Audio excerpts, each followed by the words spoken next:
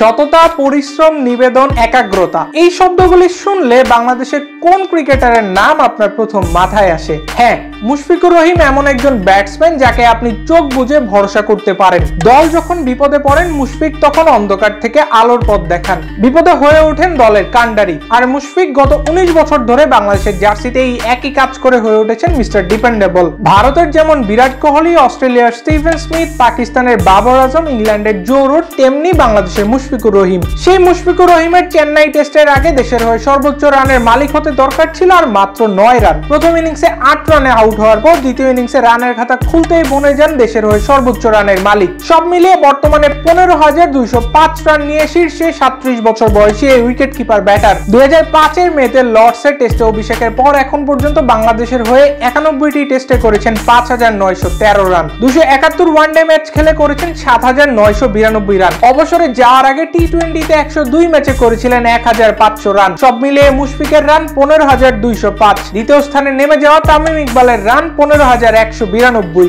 বাংলাদেশের হয়ে রানের হিসাবে 3-এ আছেন সাকিব আল হাসান, তার সংগ্রহ 14,696 রান। আর 4-এ থাকা মাহমুদুল্লাহ রিয়াদের রান 10,694। এই তালিকায় সেরা 5-এ আছেন দেশের হয়ে সর্বোচ্চ 244 ম্যাচ খেলা লিটন দাস, তার রান 7,183। টেস্টে বাংলাদেশি ব্যাটসম্যানদের মধ্যে সবথেকে বেশি বল খেলা এবং বেশি সময় উইকেটে থাকার রেকর্ডের মালিকও মুশফিকুর রহিম। 2018 সালে জিম্বাবুয়ের বিপক্ষে ক্যারিয়ার সর্বোচ্চ 219 রানের অপরাজিত ইনিংস খেলেছেন 421 বল খেলে। এছাড়া 34 টেস্ট ম্যাচে বাংলাদেশের নেতৃত্ব দেন মুশি। ব্যাটসম্যান হিসেবে মুশফিক যেমন অসাধারণ, তেমনি ছিলেন নেতৃত্ব সাবলীল। অধিনায়ক হিসেবে 34 ম্যাচ খেলে 61 ইনিংসে 2,321 রান করেছেন, সাথে আছে 4টি সেঞ্চুরি এবং 12টি হাফ সেঞ্চুরি। তার অধিনায়কত্বেই বাংলাদেশের মাটিতে ইংল্যান্ড ও অস্ট্রেলিয়াকে টেস্টে হারিয়েছে বাংলাদেশ। একাগ্রতা, অধ্যবসায় ও ধৈর্য দিয়ে সাধারণ ব্যাটসম্যানের কাতার থেকে নিজেকে অনন্য অবস্থানে নিয়ে গিয়েছেন মুশফিক।